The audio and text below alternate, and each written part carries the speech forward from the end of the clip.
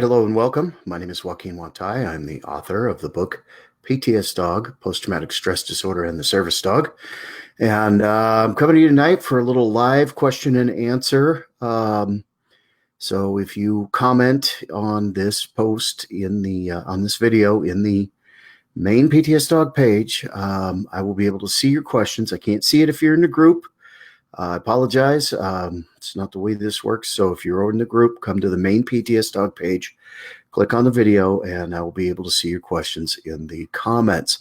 Got a couple of things to cover in the meantime until we start getting some questions. A few things that I'd like to talk about and just get out into the air. Get out into the air in the service dog handling community, and particularly in the veteran community. Service dog handling. So I'm going to touch bases on a couple of things. I'm going to start with the VA. Okay.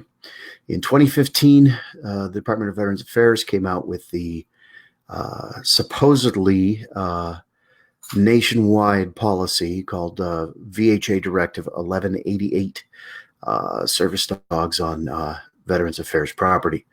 That is supposed to be the nationwide standard. That is supposed to be the rules no matter what VA you go to. However, reality is that different VAs interpret things the way they feel like interpreting it, and it's not consistent nationwide. It is supposed to be, but it is not. Had a little bit of hubbub in groups, various groups, talking about that there was a recent change and people are panicking because puppies aren't covered under VHA 1188. Well, puppies aren't covered under the Americans with Disabilities Act either. Service dogs in training are not, you are not protected to take a service dog in training in public for public access. There's a reason the Americans with Disabilities Act was written that way. It was to prevent able people, people who are not disabled, from taking advantage of the protection that the Americans with Disabilities Act gives to disabled people.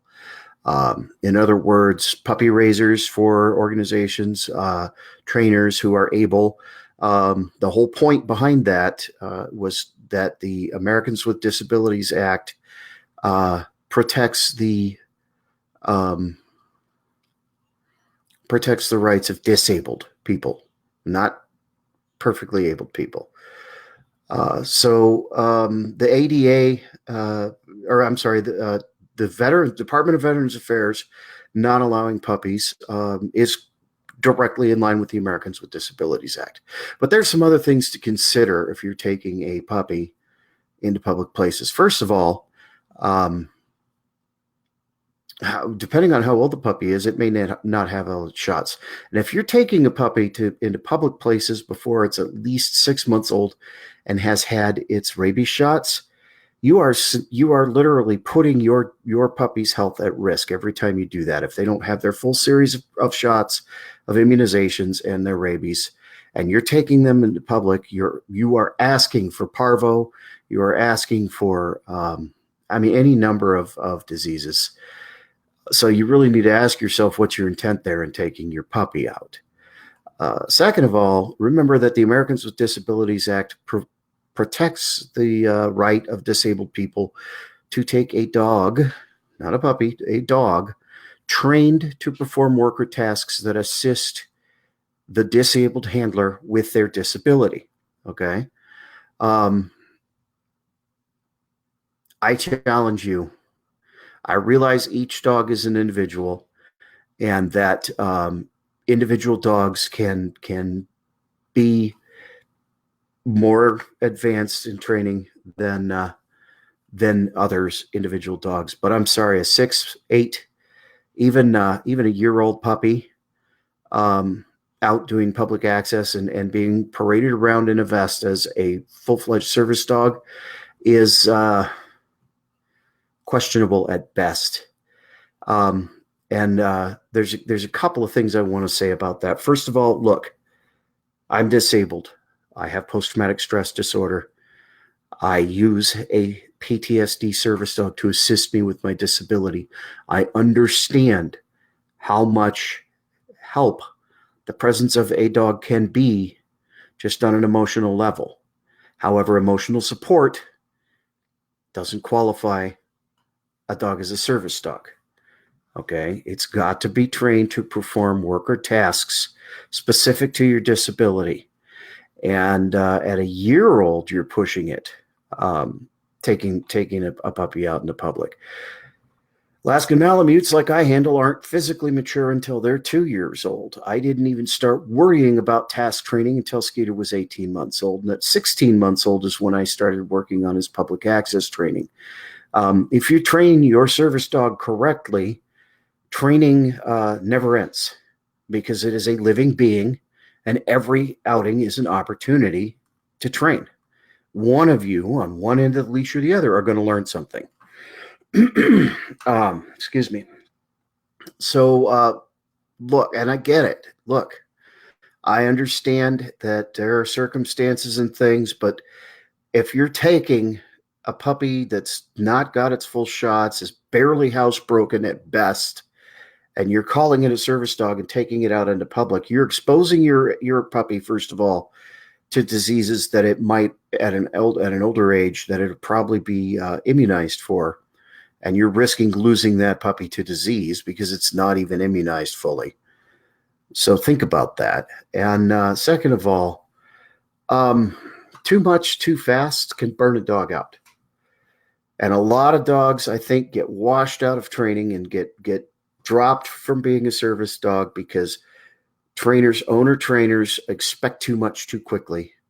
And then the dog hits puberty and forgets everything it just learned. I know this. It's happened to me several times throughout my life with dogs. As soon as they're old enough that they start hitting puberty, everything you've trained them, he sits on command, he lies down, he'll stay, goes right out the window. Every time.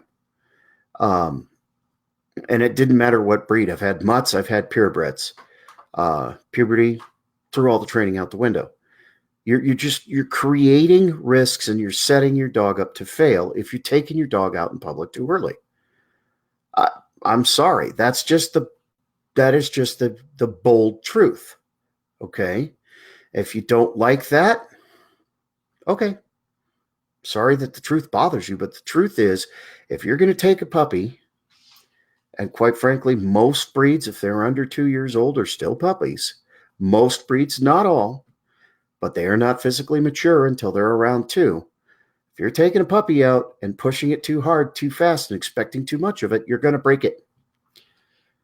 You're going to create bad habits. You're going to create fear. You're going to create aggression because you're expecting too much too soon.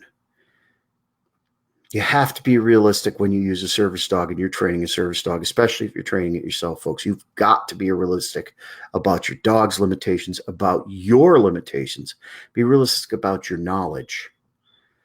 And don't be afraid to ask for help if you need it. And that comes to my second point tonight is, look, I purposely have some very experienced handlers and experienced trainers on the PTSDog staff, and we will answer every question and any question you have to the best of our ability. But please understand that we have years of knowledge, decades of knowledge. Okay, we're not just pulling the answers out of our backside when we give you answers. If you're posting questions in the group or posting the questions to the page, and an admin jumps in, under the PTSDog tag, and they give you their call sign. Okay, we're not making stuff up as we go along. These are people who have a lot of experience, who train professionally, who know what they're talking about. If you're going to come to us and ask for answers, we're going to give you the best answers we can, understanding that these are people who do it professionally. So if you don't like the answers, and sometimes the answers are tough, if you don't like the answers, it doesn't mean they're wrong. That hurts your feelings because the experienced trainers who are giving you the answers are blunt about it. That's because we don't want you to set you up to fail. Okay, we have been there. We have done that. We have the t-shirts. We do not want to set you up to fail. We want to help you succeed. But that means that there are some hard truths that we may have to tell you. We do our best to We do our best to do so as diplomatically as possible. But you also have to remember, we're all veterans. Everybody on staff on PTSDog and in the group are veterans. And we all suffer from post-traumatic stress disorder. A disability advocacy and education page staffed by the actual people who use the service dogs and are disabled. So you gotta bear with us sometimes, and sometimes we get snippy, and sometimes we get grouchy, and sometimes it takes all of the admins telling me, do not ask that person if they're effing stupid. Settle down, walk away, put the phone down, get away from your computer, go take a break. The other reason I hired admins is to keep me from losing it. Okay, I want to be as accessible and as educational as possible, folks. I really do. But there are points where I've just had enough. And, there are points where I get fed up answering the same questions over and over and over again. So I hired staff to help defray the burden because it can get very, very frustrating. And if I have been snippy with you in the past, I apologize. However, if you absolutely refuse to listen and to look at the evidence that is presented to you, then you just don't want to learn. We see that a lot too. And you're not going to get a lot of pity from us when you absolutely refuse to learn. I'm sorry that, you know what? When you're training a service dog and using a service dog, it's sink or swim. We want to help you and give you every tool possible to be able to swim. But if you're not going to listen, what happens is your own fault. It's really that easy. Dawn makes a really good point. Mobility tasks with large breed dogs. First of all, if you're going to have a mobility task, a task trained dog, if you're going to use mobility, you need a dog that is physically at least 1/3 your weight, and is capable physically of bearing that weight. And you have to wait until the dog's growth plates are closed. Large breeds grow slower than small breeds as far as the physical maturity and the growth plates growing in the finalization of skeletal development. Okay, because it's a bigger dog, it's growing more bone, it takes it a little longer. So you're looking at around 2 years of age to take the dog to a vet, have it x-rayed and evaluated, make sure that the growth plates are closed, and that you're getting medical clearance to use that dog for mobility tasks. If you don't, you are setting your dog up for injury. If you really need that dog, I would assume that you're going to do everything in your power to make sure that that service dog is as healthy and capable as possible. Okay?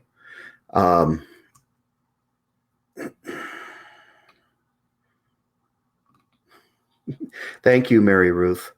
Yeah, I'm sorry. Look, I do my best to be as gentle as possible in giving people answers. But if you're fucking stupid, I'm going to tell you you're fucking stupid. I'm sorry. And you know what? That's just where it is. Reality is reality. Facts are facts. People want to argue about the ADA, and the ADA is black and white, and it has been the law since 1990. It's not going to get changed anytime soon, and it ain't going to get changed easily. Okay. And it gets really frustrating, especially in some of the service dog groups, some of the nonsense. Oh my goodness. I can't tell you how many times a day me and the admin staff facepalm. Just, are you kidding? Looking at some of these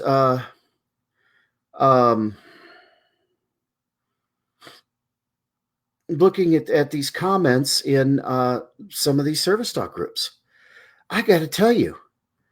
And the best part is when you cut and paste, show an actual screen grab of the ADA questions and answers with a link to the ADA, the government source, drop those in the comments, and the comments get shut off because apparently actual facts are too much. They're offensive, apparently. Look, here's the actual reference to the law. This is what the law actually says. And that's it. That's the sole comment. Here's the actual reference to the law. There's the link. Look it up yourself. That's it.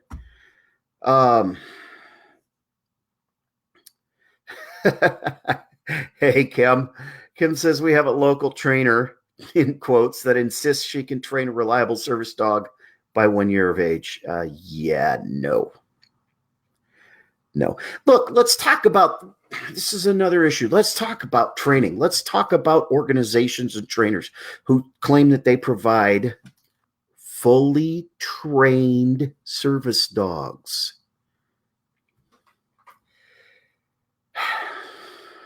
Where do I even start with this? There's no such thing. Training never ends. This is a living being you have next to you, trained to assist you with your disability. And they grow and change the same way you grow and change. Their needs change the same way your needs change as you age and as you grow. And if you're using it for physical mobility, your mobility requirements may increase. The dog just doesn't naturally get, oh, I need to pick up the cane, if you haven't trained the dog to pick up the cane. So at 4 years of working with my mobility dog, all of a sudden I have to walk with the cane and I drop it all the time. I need to train the dog to see. Training never ends. This dog's been out working in public for 4 years, but you need to add a new task. Okay. My PTSD service dog has been working publicly for 7 years. Just a little under 7 years. He's 8.5 years old. He's been out in public since he was 18 months when we started doing public access training. Okay. The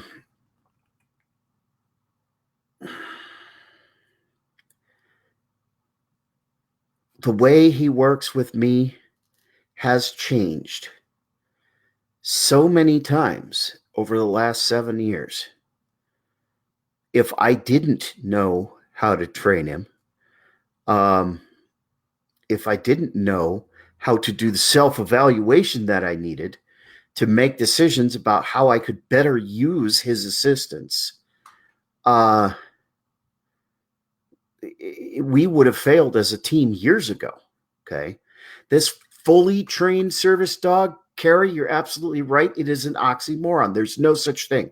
And this is a problem with these programs. What are these programs promising their clientele?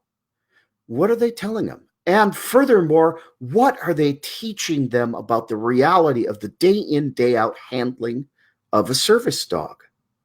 This is why I stress and recommend cooperative training programs so very, very much. Because in a cooperative training program, you are responsible for your dog 24/7. You take your dog to class once, twice a week, whatever, hopefully the ideally is at least twice a week. Okay. For class, the trainer is teaching you how to train your dog. They are giving you all the tools that you need in order to continue as you handle, which is a verb, your dog for the years to come throughout its life, which includes teaching it new things, new ways of dealing with things, new ways of responding, new tasks. It is progressive. It is continuous. It doesn't stop. There's no certificate in the world that is going to teach a dog that's never seen an escalator how to go up an escalator. And you've got this $25,000 or $35,000 fully trained dog that's never seen an escalator because it, for whatever reason, wasn't an issue at the time when you were beginning. So you didn't ever think, well, I need a dog that'll be able to go up an escalator. Okay. And you're dragging it by its leash or its harness to try to get it to go up an escalator it's absolutely terrified of because it's never seen stairs that move. Okay. Now, I personally don't use escalators with Skeeter. That's my decision, my personal decision. I have reasons for it, part of which are just to protect his feet. I don't trust escalators with dogs' feet. Claws can get right down in there. whether they're really short or not, they can still get caught in there. It's not something I think is appropriate, but that is how I choose to use my service dog. If you want to use escalators or need to train your dog to use escalators, you do that, but you've got to train it. It doesn't just pop, bam, I can go up an escalator. That doesn't happen. Okay. That does not happen. I'm trying to keep track with you guys here in the commentary. I apologize. I'm doing my best to keep up.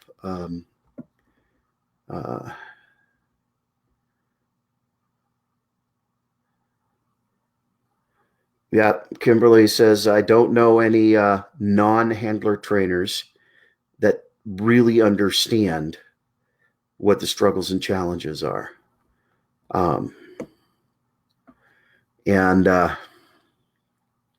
Well, not only that, but think about this, especially if you've got a PTSD service dog. I want to think about something, okay? How PTSD, what the things are that get me to that place, right? The triggers, for lack of a better word. What triggers me is completely different than what triggers somebody else. What created the trauma that my brain responded to is absolutely different than what created the trauma that another PTSD survivor experienced.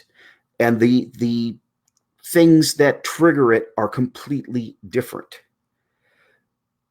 And the way each individual responds, although there are some general symptoms that are similar amongst all people diagnosed with post-traumatic stress disorder, okay, there are some similar things, nightmares, flashbacks, fear, flight or flight response, hypervigilance, right?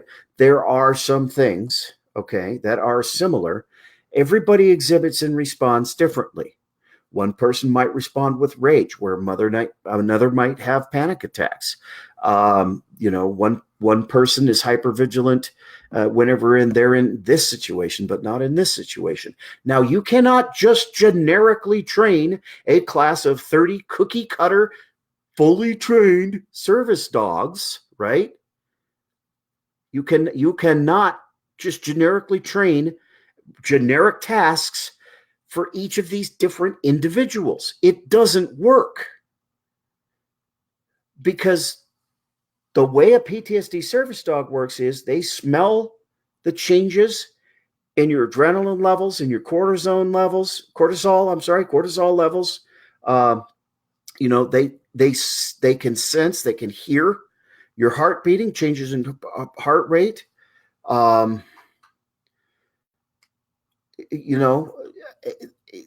All these little physical cues that the dog sees, hopefully naturally responds to, which that response then you can shape into an alert.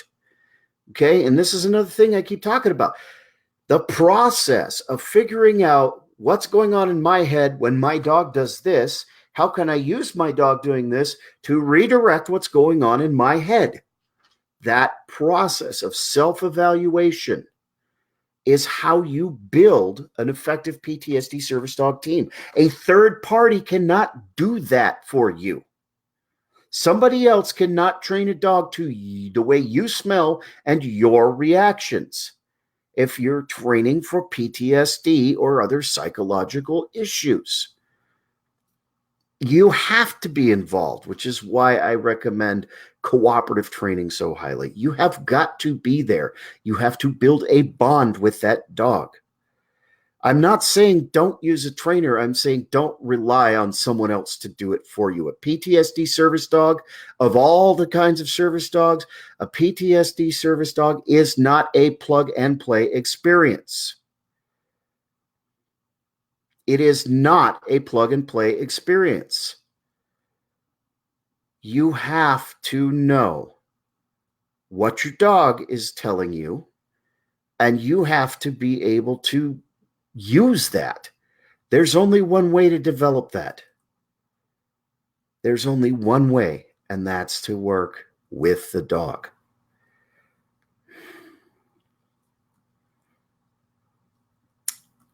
Look, my PTSD service dog is the reason I'm here. I have seriously contemplated taking my life multiple occasions over the years. And he was there once I trained him every single time. And he saved me. Not only that, but the dog's not dumb. He saved my life doing something that I didn't train him to do. He's alerted me to a severe drop in my blood sugar, which would have resulted in me dropping into a diabetic coma in a place I was out camping. Nobody would have found me for 3 days, which means exposure would have killed me. He didn't allow that. Okay? He saved my life. I didn't even train him to do that. He just knew something was wrong with Dad. Dad wasn't acting right. Can't let Dad go to sleep. And he kept me from passing out so that I could get some food. That wouldn't have happened if the bond wasn't there and that dog didn't know me as well as I know that dog.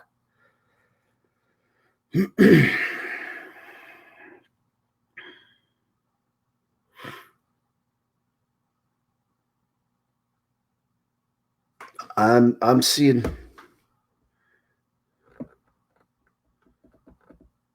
Kelly Simon, good question. And the answers you're getting in the commentary is absolutely right. Look, if there's a service dog biting, don't approach. If you see that it's dangerous, get away, especially if you have a service dog. Get yourself and the dog to safety. Okay? Notify the manager. If you're in a business, notify the management immediately. Because businesses have the right to ask that an out-of-control animal be removed and call animal control or the police, whatever is in your town or your area. Look, this is great. This gets me to the next point. Okay. First of all, if you're whipping out an ID card or a certification, I hate to tell you folks, whether there's a voluntary registry in your state or not, the first thing I think when I see somebody pull out a registration card for their dog, is that is not a trained service dog. Okay, that is the first thing that crosses my mind. I don't care if it is an actual trained service dog. The minute you pull out that card, turns it off. Do you know why? Because the law states that card is neither required by or recognized by the Americans with Disabilities Act or the Department of Justice, who's charged with enforcing the Americans with Disabilities Act. Plain and simple, you pull out a card, you're fucking fake. Sorry. And I realize that there are, in some states, including where I live in North Carolina, the state has a voluntary registry. That registry is legitimate.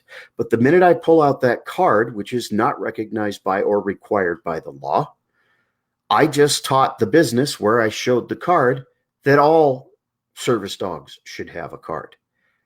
And they should not. It is not recognized by or required by the law. No service dogs are required to have a card in the United States of America. Okay. So the number one clue that that's not really a service dog is, well, I've got his registration card right here. Get Fifi the Wonder Poodle out of the store before it bites someone else. Sorry. Not true. That registration card isn't worth the paper it's printed on. Even the state ones aren't worth anything, because as soon as you cross state lines, it doesn't matter. But you're used to pulling it out and you're in a different state and they go, what's that? Because they understand the law. You're teaching yourself the wrong thing when you use those voluntary registries. Not only that, but how easy is it to print out a certificate or to fake an ID? You know, I've seen the discussion over and over. Well, it'll solve the problem with fake service dogs. First of all, there is no fake service dog problem, because there is no such thing as a fake dog. It's either Canis lupus familiaris linnaeus or it's not. There is no fake dog. And no dog wakes up in the morning and says, I think I'm going to put on my service dog vest today. go to the Piggly Wiggly and piddle in the cheese aisle. People are the problem. There are fraudulent dog owners or handlers who are taking their pets to places that the pet has not been trained to tolerate. There are legitimately disabled people who have what they are calling service dogs in training, and the dogs do not have enough training, and the dogs cannot tolerate being in the places these people are taking them. And the dogs have no business being there. Look, if you are a responsible service dog handler, you should be going out of your way to make sure that your dog behaves within the standards of the Americans with Disabilities Act. If you're not, you're doing something wrong and you're screwing it up for everybody. Okay? Understand the law. Understand that you have responsibilities under the law. The Americans with Disabilities Act is not permission to take untrained, vicious little Fifi the Wonder Poodle everywhere you go because you're disabled. If the dog does not have the training to work or perform tasks to assist you, and it does not have the training to be able to remain under control at all times, and you do not understand your dog well enough to, if your dog is out of control, regain control, take effective measures to regain control immediately. I am directly quoting the law, people. Then you have no business taking a dog in public. I'm sorry. If you're not going to follow the law, then you have no business taking the dog out in public. Carrie, that's an interesting point, and I'm not gear shaming. I am going to give you my opinion on muzzles, and that is this. I bred Alaskan Malamutes. I had dogs that ranged in size from 75 pounds to a couple of 120 to 135 pound big brute males. One of those males absolutely hated Skeeter.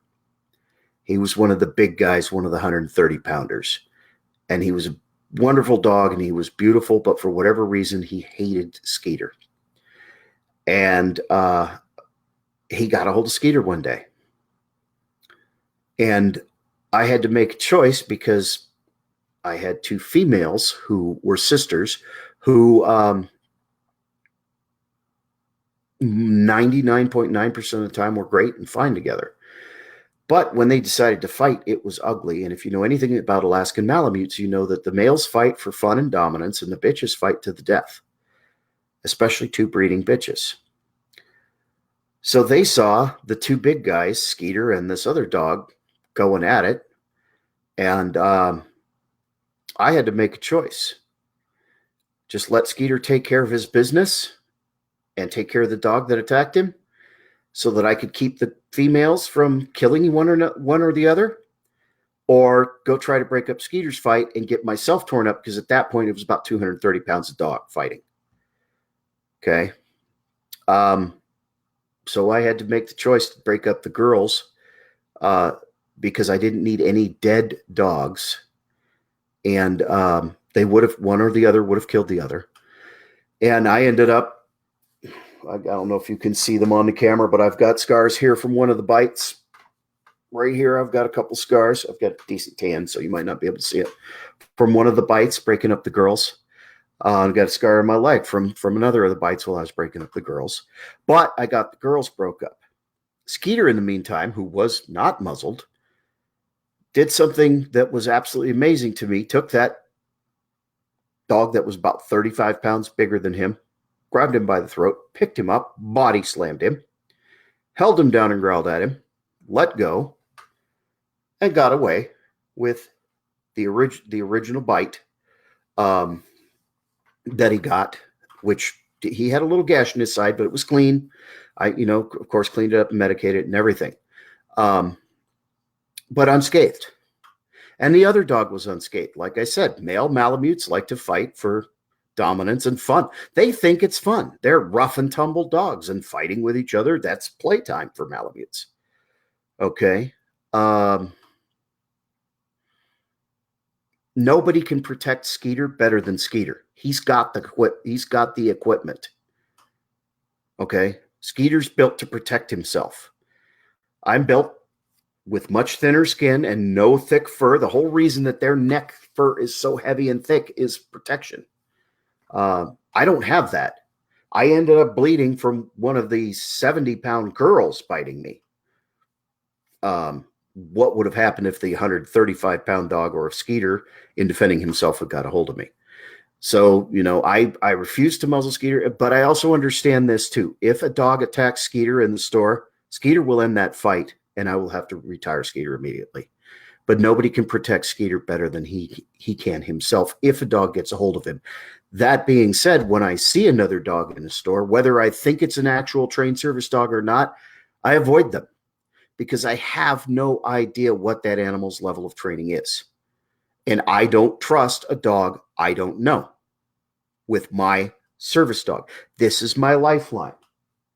Holding down the floor and playing rug right now.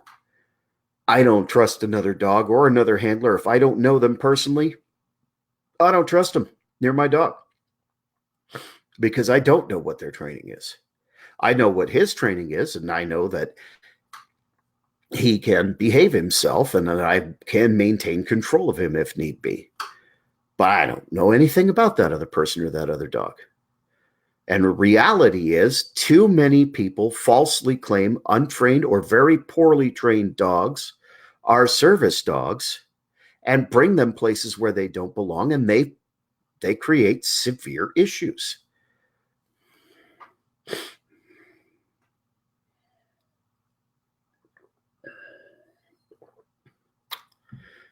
And those issues have created, look, here's the other thing you do, folks. When you take Fifi the Wonder Poodle out with your neat little certificate that you bought online, and Fifi acts like a complete psychotic hot mess because Fifi's not trained to handle it.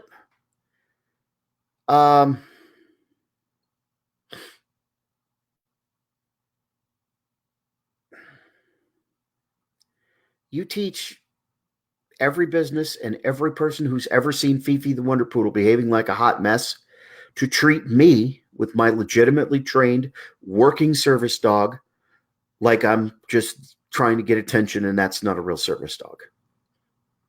Now, Skeeter and I didn't do anything to deserve being treated that way, but the last time a dog was here, the last time somebody brought in their dog, you have created this atmosphere where businesses refuse to serve legitimate disabled people with their trained service dogs because you were so self-centered that you didn't understand that claiming that you have a service dog when you do not causes real problems for those of us who actually do have service dogs.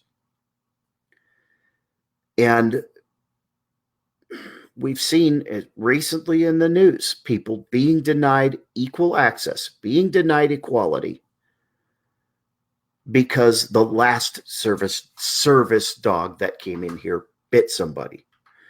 The last service dog that came in here pooped in aisle 3. The last service dog that came in here barked incessantly. Now, the Americans with Disabilities Act does not recognize or require any form of identification or certification. However, that does not mean you can just take a dog that has inadequate training anywhere you want and nobody can mess with you and they can kiss your grits because the ADA says so or PTSDog says so. My name has been used by somebody being an asshole, and I was accused of telling veterans they didn't have to train their dogs. Nothing could be further from the truth. Train your dog. If your dog is unable to handle the circumstances that you need it to in public, you have got to train your dog. Period. don't make it any harder than it already is by taking a dog that can't handle it into public. Troy Fenby says, I've got a local business that says I have to bring in my dog certification. Ask them to pull up the Americans with Disabilities Act and show you what certification that is. Make them go to the law. Give them the link to the Q&A.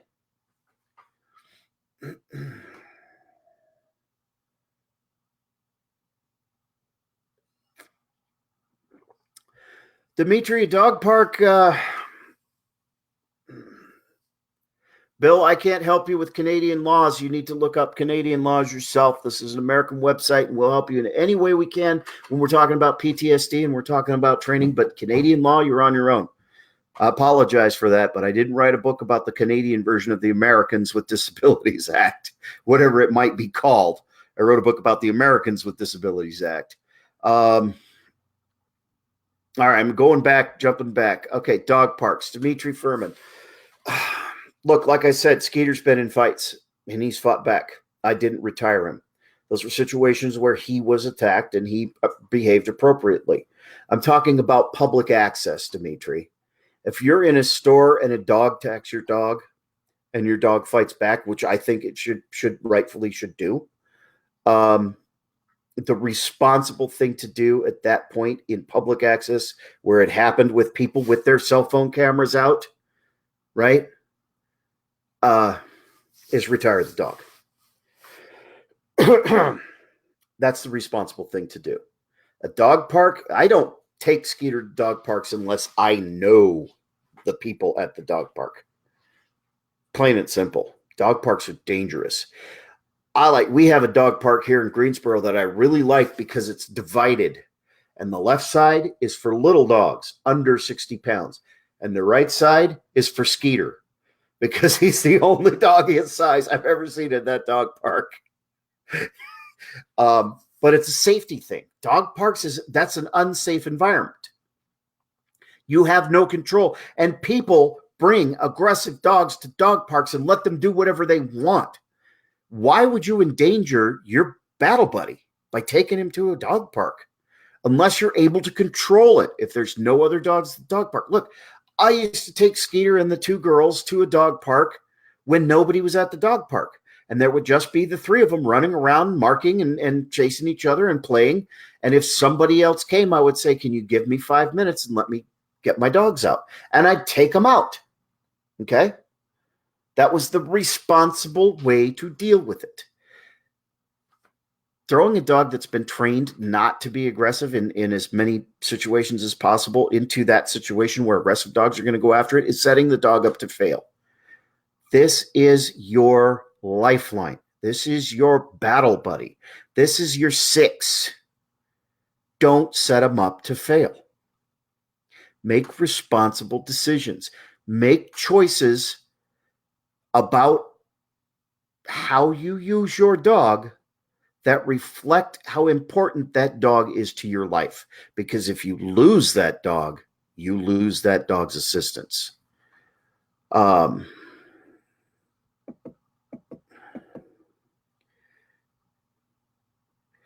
Okay, Jennifer Lindley says it even happens at the VA. The last service dog caused real problems for us. VHA Directive 1188. Department of Veterans Affairs, VHA Directive 1188 is the policy for access with service dogs on Department of Veterans Affairs property.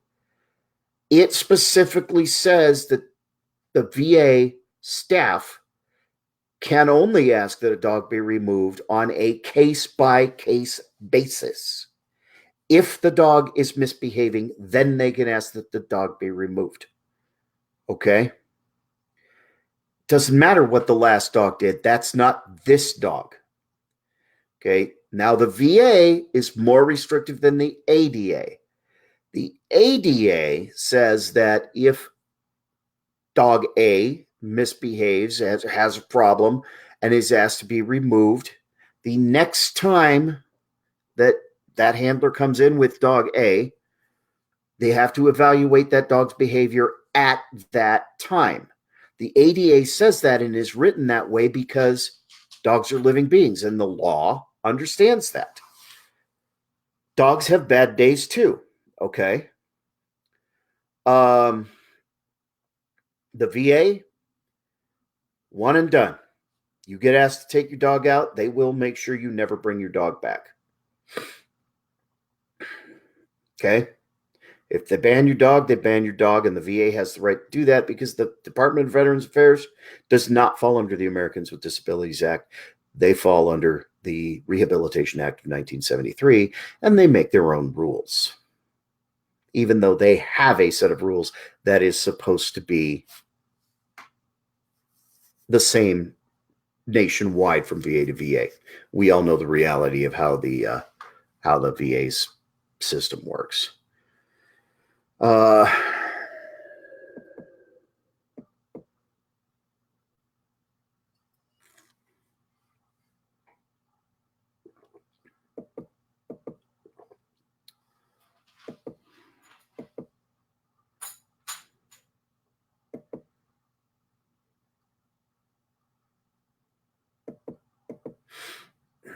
Regular parks, state parks where dogs are supposed to be on a leash. Look, the ADA says your service dog is supposed to be on a leash unless that leash interferes with the dog's ability to perform a task, or your disability is such that that you cannot use a leash, but you still must maintain control at all times. Bottom line, put a leash on your dog.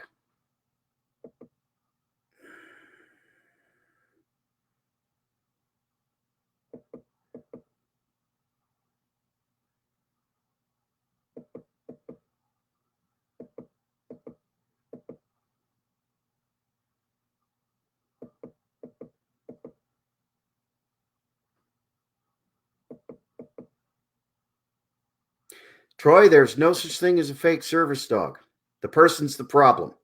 The dog didn't decide to put a vest on and take itself to the VA. The veteran decided to take his untrained dog there, and that veteran is wrong. The number one problem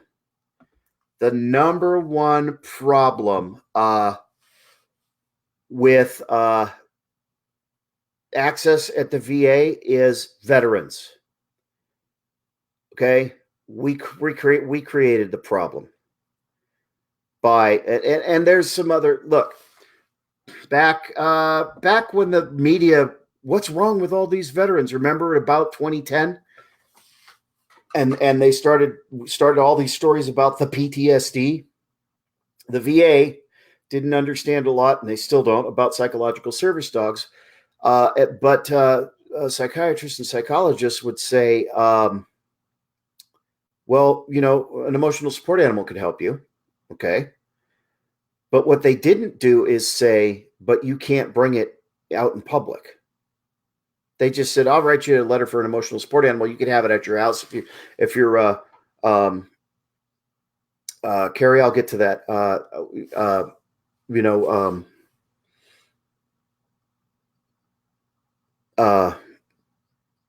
You can take it to your apartment, but what they don't say is it's not a service dog.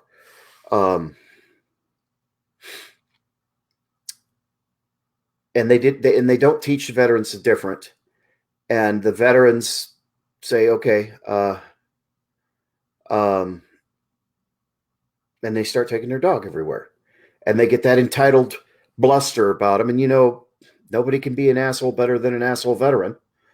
And it creates problems, and it just perpetuates. And the reason is because the psychiatrists or psychologists at the VA didn't give their patients the full information, because they didn't bother to find out the full information. They didn't know it.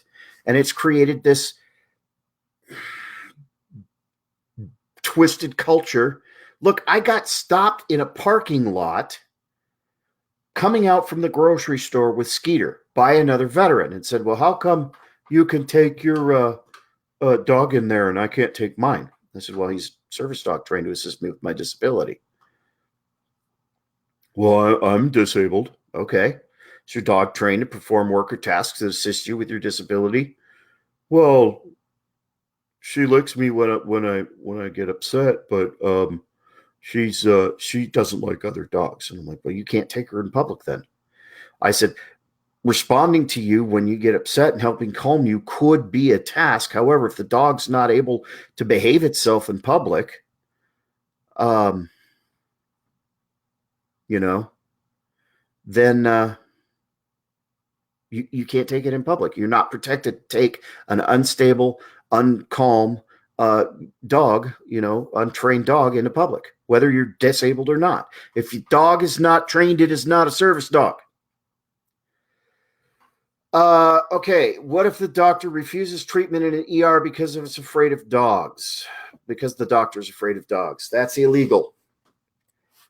Allergy and fear of dogs are both specifically named in the Americans with Disabilities Act documentation, the 2010 Brief for Businesses, as specifically not being acceptable reasons to deny access. I had the perfect example of this when I went to the VA hospital in Detroit, and I had a doctor who was I believe she was Indian, from India, absolutely terrified of dogs, and it's a cultural thing, but was able to be a professional, get around her fear, and provide me treatment, even though she was terrified. I had recently when I injured my arm, I had a charge nurse who was absolutely horrified of Skeeter, terrified of him because of his size. And Skeeter's just whoop, whoop, Skeeter's not doing anything even remotely.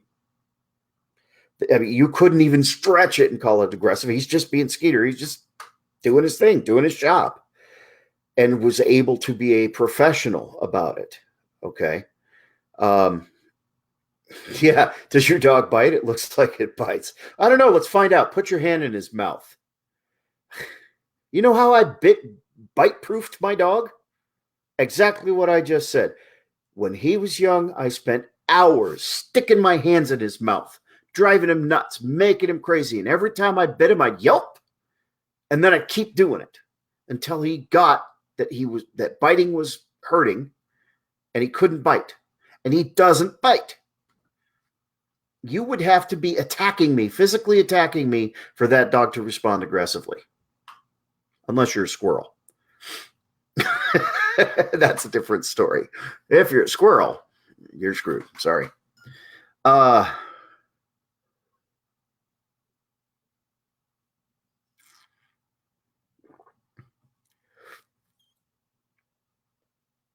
Hey, Bo.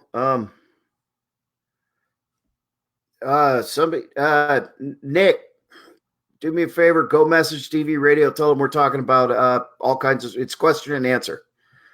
Sorry.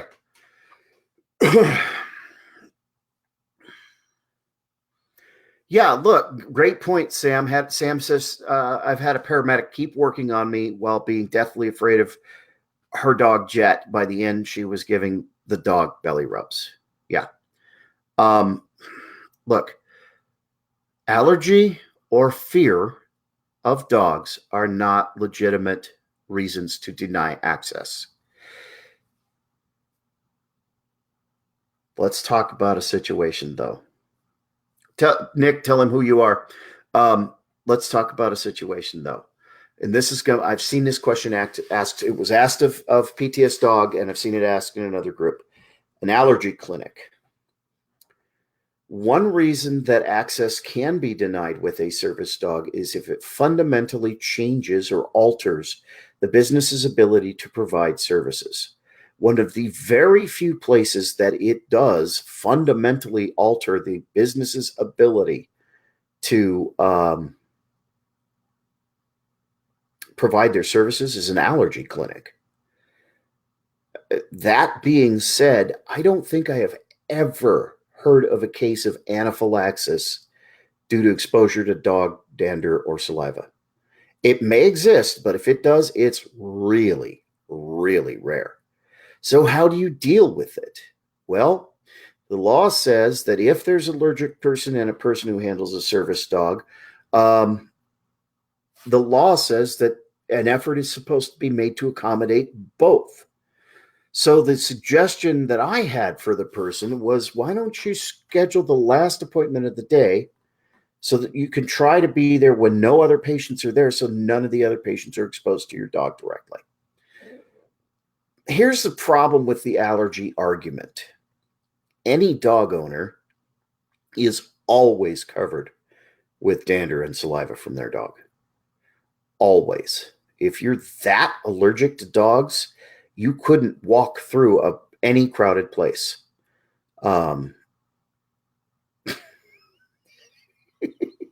Okay. If you are that allergic, you're carrying around EpiPens and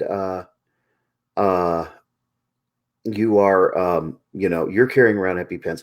Look, please, I have searched. If you can find me a legitimate case of anaphylaxis due to exposure to uh, uh, dog dander, let me know. Please.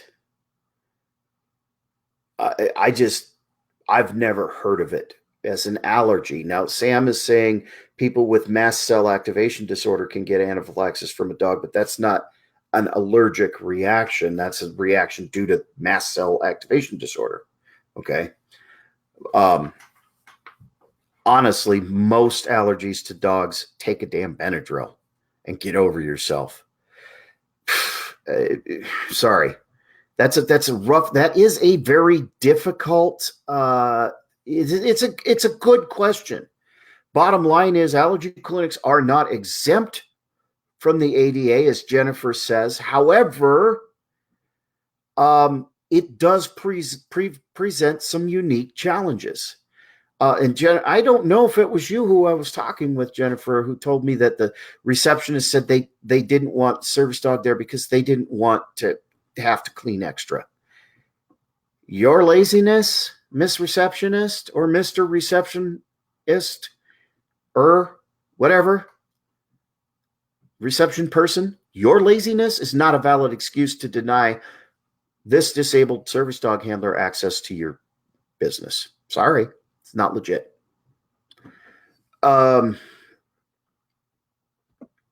Let's see. Scott's in trouble.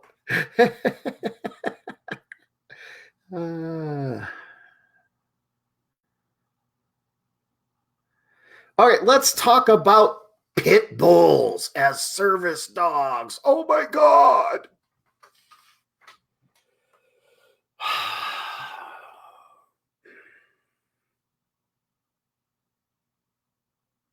First of all, pit bull is not a breed. Bully breeds are mislabeled as pit bulls. There is a American pit bull terrier, but pit bull type dogs is not a breed. American Staffordshire Terriers are called pit bulls. American Bull Terriers, Mastiffs are called pit bull. We got to get over this whole breed shaming thing. It's stupid. Second, the Americans with Disabilities Act and VHA Directive 1188, because I saw this in a post somewhere in a comment, neither one of them have a breed restriction, period. Any breed of dog can be trained to be a service dog. Not every individual dog is capable of doing the work. Any dog can, but not every dog can, period. The America's Humane Service Dog awardee for 2018 is Roxy, the PTSD service dog, who is a pit bull, named the #1 service dog in the United States. Your argument is invalid. Sorry. Bottom line. And we do not tolerate breed shaming on PTSDog. You want to come in and start spouting off stuff about breeds? Ain't nobody got time for that. Bye-bye. Okay. VA letters for service dogs, Jeremy. Things are. I'm assuming you're asking about accommodation letters or letters for training organizations. things seem to be changing. I'm seeing, including one of my admins, I'm seeing reports that VA psychologists and counselors are being more open to uh, um, service dogs. Okay. Um, and that they are writing recommendation letters and accommodation letters. The letter for Tad saw a perfect example, Jeremy. Yes. Now, some VAs, my VA, the minute I got there and checked into uh, Kim, we'll get to that because that's a good point. The minute I got to my VA, uh,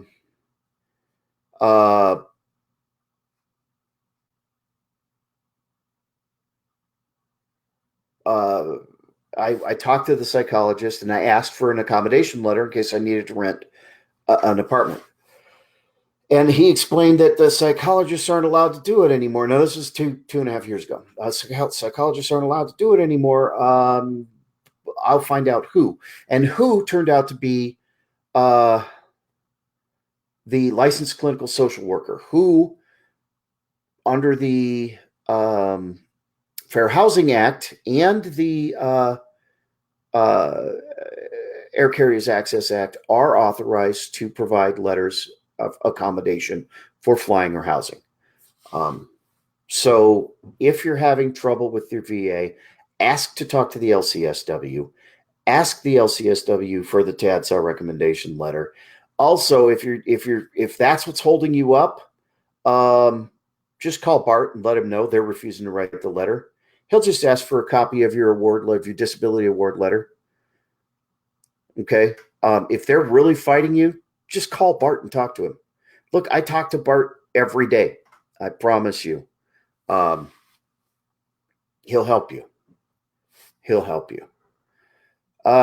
Jeremy says, I'm not breed shaming. I just don't want to deal with issues because of the breed of the dog. That's a valid point.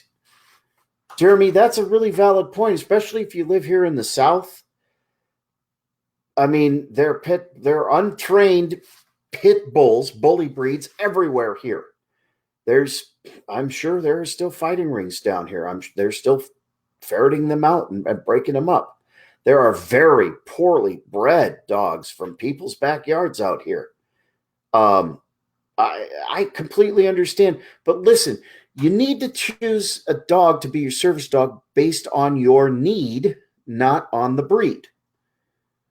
I've always loved such and such a dog. I got to have one of those. No, you need a dog that's able to perform the tasks that you need to assist with your disability. And if your social anxiety is so bad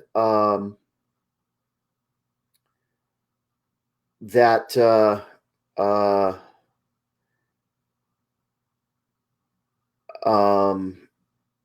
if your social anxiety is so bad that you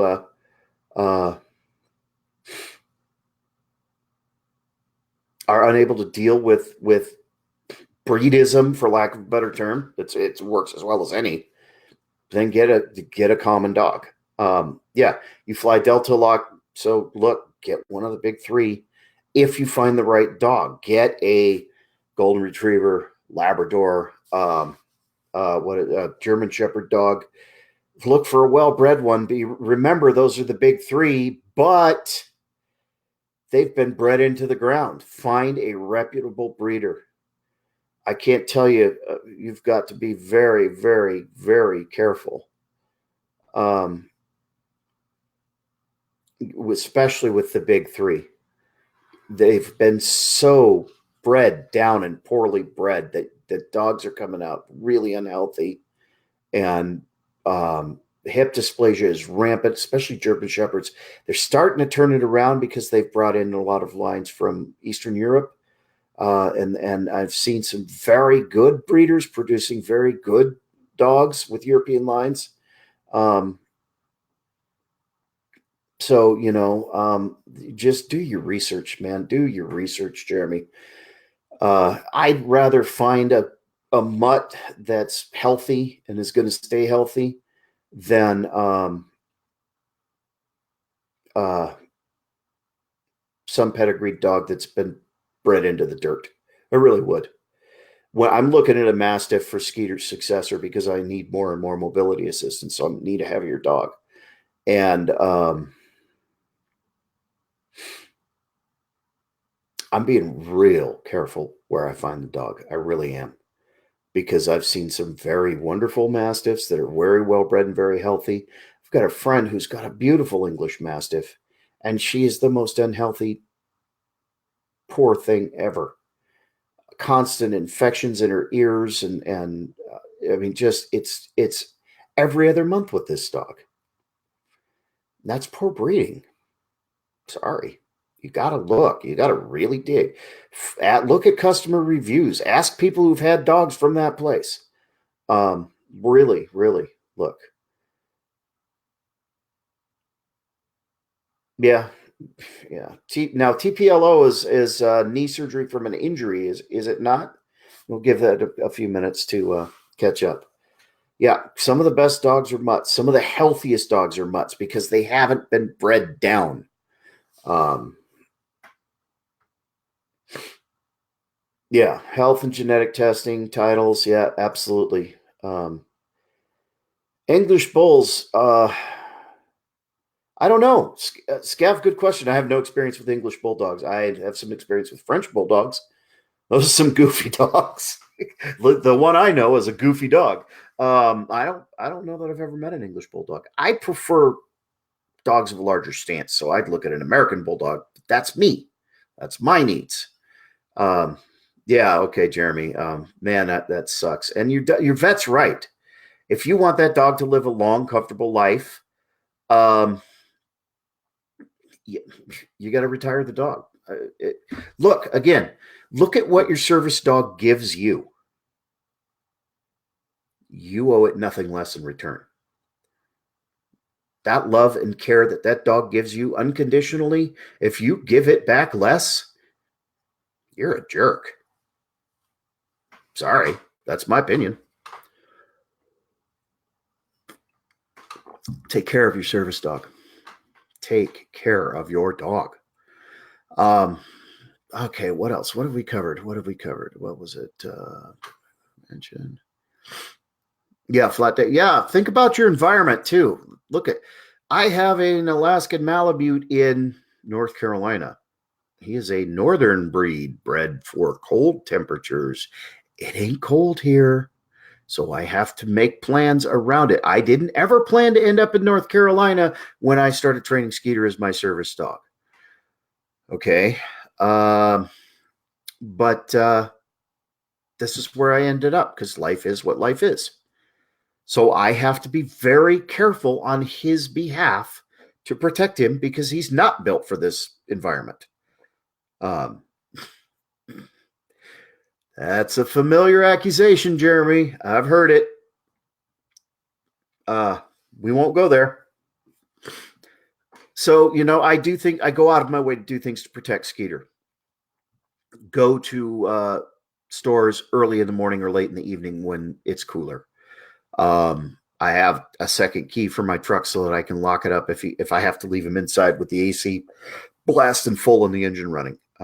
I don't do that very often, but once in a while I absolutely do that,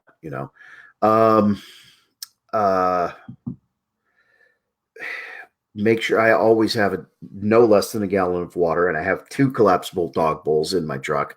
I, when you're checking out and let me get a soda or whatever, inevitably when I'm checking out and it's been a long trip, the other thing I get is a bottle of water for Skeeter. Always, things like that. You work with your dog's needs. I even go so far as to make my VA appointments as early in the morning as possible, so it is as cool as possible because that parking lot is freaking massive. We have to walk half a mile in and a half a mile out, no matter what.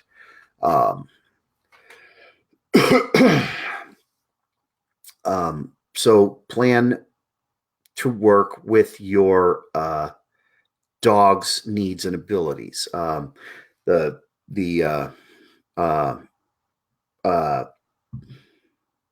the dog, short-nosed dogs, brachycephalic dogs have a lot of trouble in high heat. Um,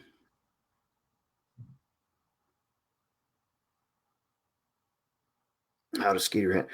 Scav has a good question. How does Skeeter handle hot asphalt? Again, I plan around it. Um, Malamute's feet are built a little bit differently than other dogs' feet. Their pads are super heavy duty, and I mean super heavy duty. They're very thick. They're very beefy, and Skeeter is able to tolerate heat that a lot of other dogs could not. Freya, our bully breed mix, her pads are smooth and soft and buttery. Skeeters are like freaking uh, 20 grit sandpaper. Um, okay, Skeeter's paws are tougher than the calluses on my hands. Skeeter can tolerate hot asphalt as long as we are moving to get to cool asphalt. If we're going to be out all day, I better have some grass or something to put him to let him lay on. I do not put boots on Skeeter. I never trained him to, and that's on me. That's my fault. And he is not tolerant of putting anything on his feet. However, nobody makes boots big enough for him. I've actually physically tried to get. Uh, I think it was one of the big boot makers. Their biggest size boot on him at a store can't get him on his feet. His feet are too big. So they don't make boots big enough for him. And I don't have the money for, $300 set of dog boots custom made.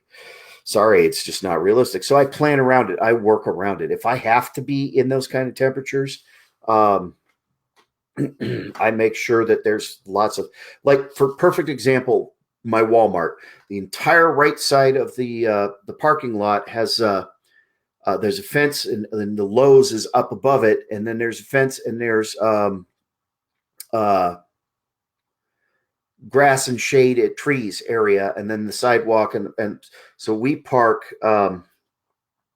right over there on the right side, where immediately when he gets out, he can go right on the grass, and he does, because the first thing he does, what we've trained to do, is he pees immediately when we get out. That's part of our routine that we set up is Skeeter goes potty. And Skeeter goes potty until Skeeter's done going potty. If that means we spend 20 minutes out there with him lifting his leg, we spend 20 minutes. I don't care. I need him focused. I need him with me in the store. So the first thing we do is potty. And they have a nice big grassy lawn area where the hill comes down. So there's a place for him to poop if he needs to poop. So, our routine, get on the grass immediately, go do his business. And then it's 70 feet from the edge of the grass to the shaded breezeway. We cross that as quickly as we can. We've had no problems. We've had no burns. Just the opposite coming out. Come straight across to the grass, walk him up the grass all the way to the truck. Make plans. Think about where you're going and what you're doing with your dog and plan accordingly. That's my point. Make plans. There are ointments. Musher's Secret is highly recommended. In the heat, you have to reapply it multiple times, but it does have good protective properties. Musher's Secret, you can find it on Amazon. Bag balm works, but it is not as thick and heavy as Musher's Secret.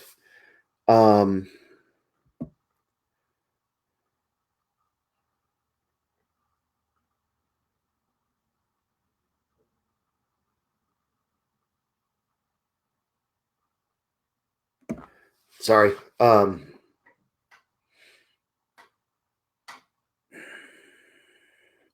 What do I say to people, many in the service dog community, who tell me pugs can't be real service dogs?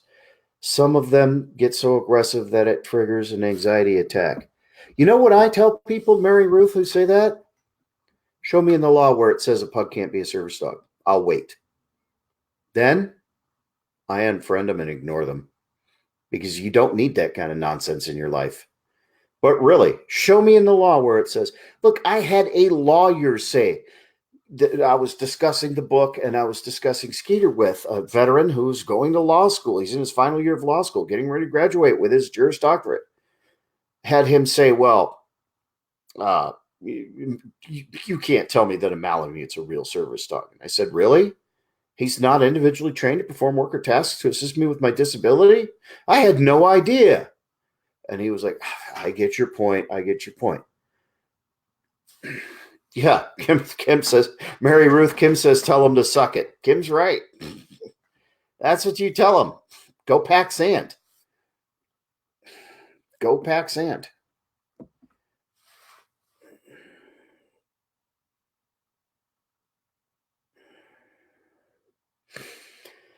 Leanne says, my husband has a service dog. I got one that has ended up being a wash as a service dog, so he's a happy family pet now. Do you think it would be okay to get another service dog one day as long as they're comfortable with each other?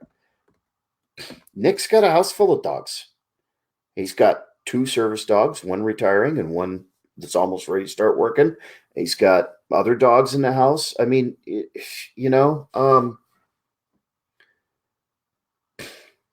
look, Mary Ruth, if trainers are telling you pugs can't be service dogs, fucking fire them and find another trainer. Holy crap, really? Trainers of all people should know better.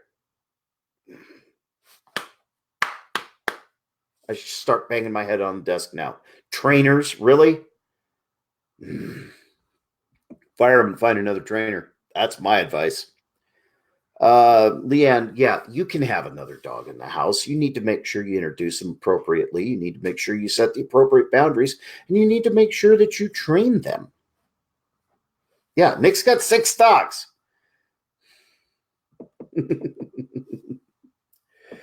Ugh. Parking is another concern. Don't use disabled parking at all possible. I don't even have a disabled tag. I could, Scav. But yeah, unlocking takes some space. Absolutely. Try to park where I can allow me easy access to jump in and out. How does this affect Skeet? He's 3 times Scout size. Yes. Skeet's a monster, Scav. He's a big dog. I always depends on what vehicle I'm in. If I'm in Nevermore's vehicle, we do it different. In the truck, Skeeter comes out right behind me, right out my door, because I've got suicide doors on my truck. So I get out, turn around. If I haven't put his super collar and his leash on him yet, I put those on him. And then he gets out right next to me between. So I'm standing next to the car, and he's between me and the truck. Close the door. Away we go. So I always try to park. My tricks, Scav, is the cart return. I always try to park right to the left of the cart return, as close to it as possible, because I don't need that right side door to open, but I need the my driver's side door to swing all the way. So I just park next to the cart return as close as possible, if I can. Otherwise, I park where there's extra spaces so that I have the room to get him out and load and unload him. And it's just, again, simple things, little problem solving. Oh, I never thought of that. Plan ahead. Think about it. Think about, assess your AOR, and think about, or assess your AO, assess your area of operation. Think about what's available to you. There's sometimes when I need to go in on the other end of the store that I'll park there as close as I can. Just depends.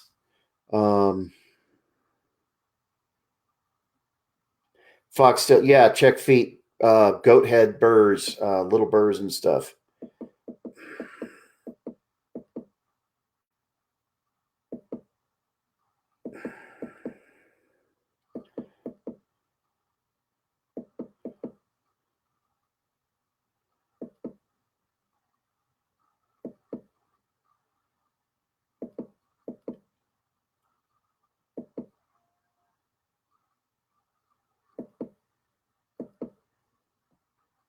Okay. So yeah, be aware of plants. Texas, from what I remember, New Mexico, Arizona, goat heads. Colorado, goat heads are bad. and they are seeds with spikes. That you know how I deal with that when I'm with Skeeter, I watch him walk, especially because the place where he's going to pick those up. Yeah, Jeremy, send me the message and I'll take a look at it and uh, discuss that with you on the page. Anyway, those goat heads. I watch him walk, and although his feet are pretty hardcore, he gets something in between his toes, he'll pick a limp up immediately. And we stop, grab his foot, check it out. Sometimes he's just being weird. Um, Skeeter has his little oddities, his little peccadillos. He's quite the character sometimes. Sometimes he's being weird, and sometimes there's something in his foot. Colorado, in the Pueblo, Colorado area, the goat heads were terrible, and I had to be very vigilant about his feet there. If you're spending a lot of time outdoors, especially during the summer, watch your dog's toes, watch your dog's feet, check them, check them. Train your dog early to tolerate you messing with their feet. I cannot emphasize that enough. You've got to train the dog early to tolerate you messing with their feet. You have to. I didn't with Skeeter, and it's a wrestling match to do anything with his feet. However, I also taught him not to bite, even when I was annoying him. So even though I'm messing with his feet, hey Tim, even when I'm messing with his feet, he won't bite me. He'll mouth me. He'll grab my arm, but he doesn't bite. So I can check his feet.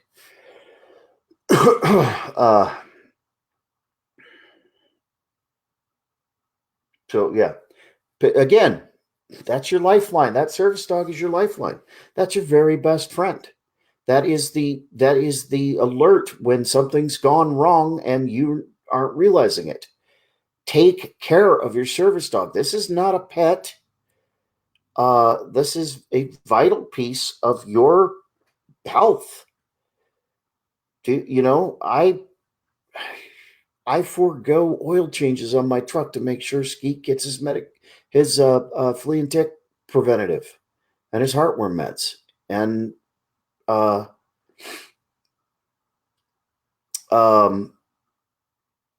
heartworm tests. You do what you have to do. This is your medical equipment. Take care of your dog. If you can't take care of your dog, or if an emergency occurs, there are some resources out there. I will have to pull that link and throw it in the comments. But there are some resources out there that help in emergencies. And I'll throw the link to it in the comment. It is an article on GoFundMe. However, it lists 15 different resources, people that help. It's not just start a GoFundMe. There's some good information in that. I'll throw that in the comments. Scav, you're absolutely right. If your dog goes down, you go down. Absolutely. That's a fact. Absolutely correct. And Jennifer says your service dog is the most important appendage you have. Yep. Yep. Oh, wait. You know what? There's this trick I can do. Look. Yep. Scav. Dead right.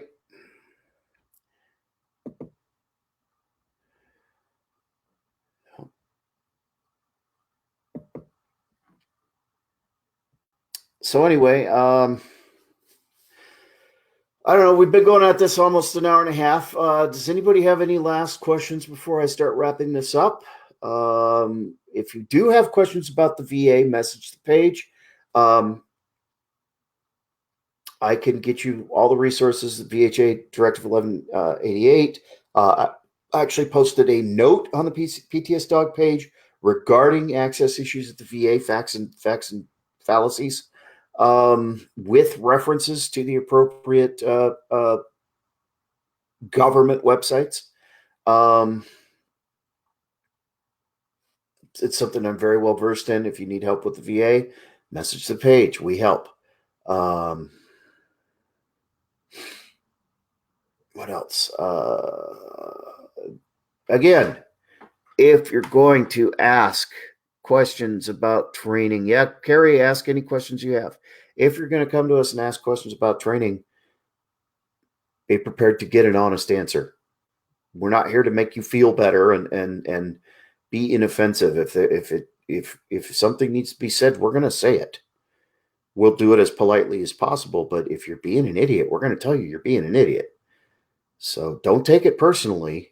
We get a lot of questions, a lot of reactions, a lot of interactions a day, and a lot to filter through. But we have some experienced trainers on the staff. Doesn't mean that their answer is the only way or the right way, but we do have some, we have a lot of experience on our staff. Um,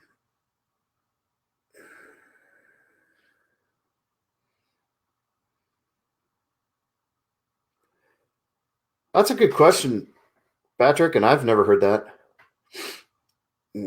Alexander, I do need to wrap it up. If you're not a member of the PTSDog group, please join the PTSDog group.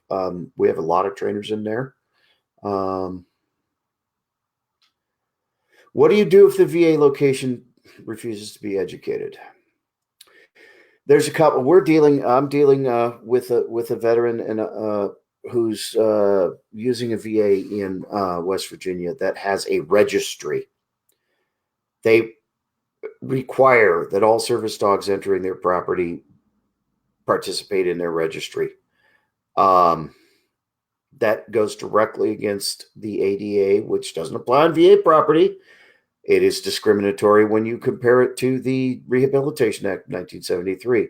And it is completely, Gary, ask your funny question. And it is completely opposite of what VHA Directive 1188 says. And yet they do it. We are trying to use their process, the VA's process. We're at the point now where, in fact, I need to touch bases with him and see if he's got the letter to it. We are at the point now where we're going to that VA Region's Inspector General because of VHA Directive 1188 clearly states that the only time that a VA can require shot records and only shot records is if the veteran is staying at a long-term treatment facility. Yes, West Virginia, Martinsburg VA maintains a registry. I have discussed the registry with the alternate person in charge of it on the phone. And I said VHA Directive 1188 says that the only things you can ask for general access is that a service dog required because of disability and what tasks are trained to perform. And her response was, well, yes, but let me stop you right there. The ADA doesn't apply to the Department of Veterans Affairs. And I lost it. I raised my voice. I said, I'm not quoting the ADA. I'm quoting VHA Directive 1188. These are your own rules. Well, that went over like a lead balloon. Like we said, we're getting to the point now where we're working with the Inspector General, who sent a letter in response saying that our ruling stands in regards to VHA Directive 1133. Well, we're not talking about Directive 1133, which has something to do about monitoring blood levels for some condition or another. We're talking about VHA Directive 1188. Carry bases have their own rules. Bases do not fall under the ADA.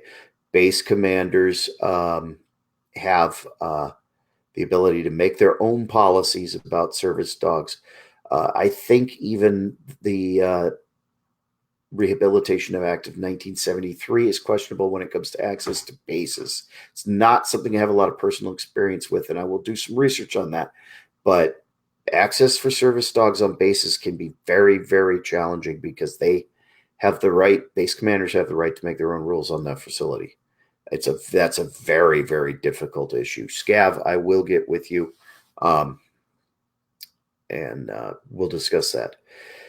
All right, it's about 8:30. I do have to wrap this up. I have other things I need to do. In case you don't know who I am Joaquin Watai. I am the author of the book PTSDog, Post-Traumatic Stress Disorder and the Service Dog.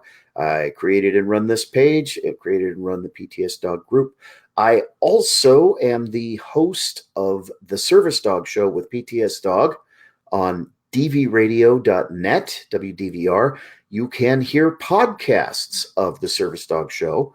You can find them on Podbean, Stitcher, iTunes, I think Google Play, all over the place. Whatever your podcast player you use, just search for DV Radio. And you go through the different podcasts and look for the Service Dog Show. Sunday's Service Dog Show was a very good one. Talked to a couple of the trainers who are on the PTSDog staff about expectations, realistic expectations when it comes to training a dog. It's a very good show. It's a good conversation. In fact, we're probably going to start gearing up to record part 2 of that conversation because some really good points came up, and of course, when it comes to discussing dog training and you start, throwing stuff around and discussing information, it's really easy to say, oh, but wait, we should talk about, oh, but wait, we should talk about. So we have a part 2 coming. That'll be here soon. Other than that, appreciate all of your time. July 20th is the 3rd anniversary of the beginning of the PTSDog project. We will be doing something to commemorate it. I don't know what. We're still discussing it.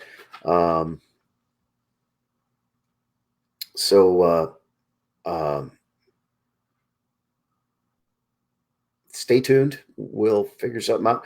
One thing I think we are going to do is we're going to raffle off the author's proof of the book.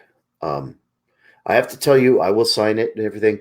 The author's proof is identical to any other copy of the book. It is that here's what your final version looks like. Give us the okay, and we'll publish it. We'll publish it. So, yes, Carrie, yes, a base commander on a military facility. You have to remember this is not even a federal facility. It is a federal facility, but it is a military facility.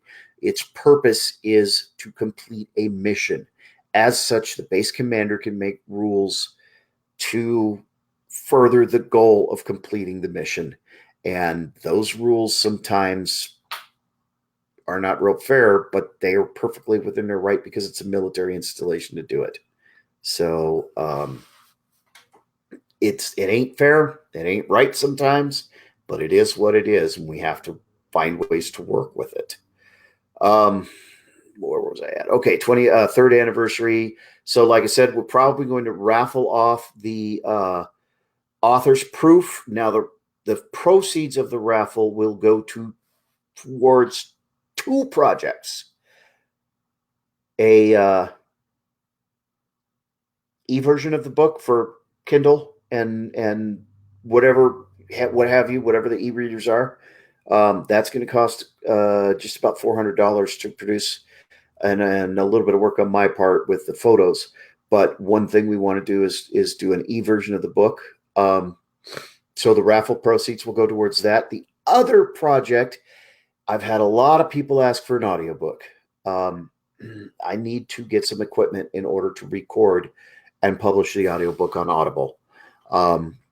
So depending on what the proceeds are, ebook first, because the book has been published for a year. As of the end of the month, and then we'll look at doing the recording. So that's part of it. Whatever we're going to do, part of it is going to be the raffle. I don't know what the rest is. We're still working on ideas of how we're going to commemorate the 3rd anniversary of the project. Also still working on the children's book, and I am pulling together material for the 2nd PTSDog book, which is going to be it's going to be an interesting project. The nature of the project has changed a little, but not lots, not too much. That's all I've got for you guys tonight. Thank you very much for hanging with me. Do share this video. It'll be up on the YouTube channel. PTSDog does have a YouTube channel. Search PTSDog, it'll come up. Don't forget, I'll be posting the podcast of the Service Dog Show with PTSDog from Sunday as soon as DV Radio provides me the link. And that's about it. That's all I got for you folks. Thank you very much. Appreciate your time.